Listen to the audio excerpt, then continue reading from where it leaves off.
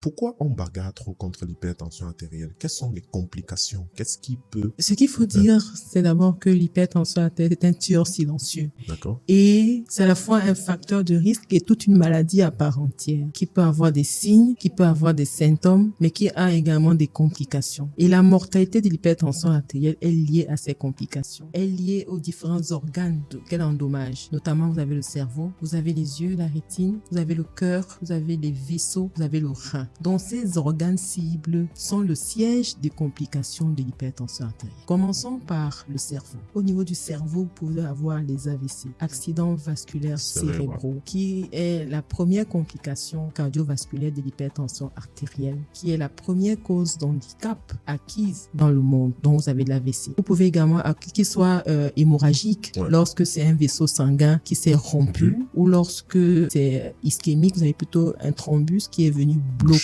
bloquer ou boucher la circulation cérébrale et qui va entraîner une cascade de manifestations, notamment la perte de la mobilité d'un côté du corps, la perte de la parole de manière brutale ou encore le problème d'articulation. Vous pouvez avoir un flou visuel ou des céphalées intenses, donc on va des signes d'AVC, d'installation brutale qui traduisent un défaut de circulation au niveau cérébral. Vous pouvez avoir au niveau de la rétine des rétinopathies hypertensives, des hémorragies rétiniennes qui sont liées au fait que la pression artérielle soit trop forte. On a également un facteur de risque, on a également une complication cérébrale d'hypertension artérielle qui est méconnue, qui est la démence vasculaire. C'est-à-dire une personne vieillit, on a l'impression qu'elle n'a pas toute sa tête, etc.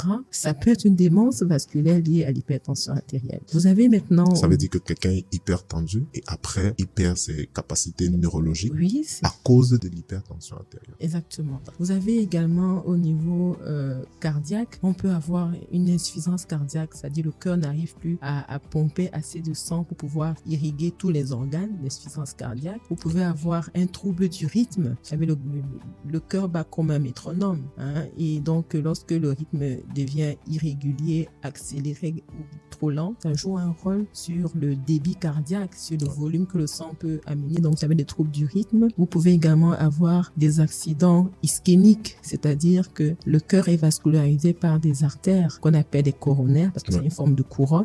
Donc, lorsque l'hypertension est là, ça peut favoriser l'obstruction de ces coronaires-là, et là, on va avoir des douleurs de la poitrine, on peut avoir des infarctus du myocarde, communément appelés crises cardiaques.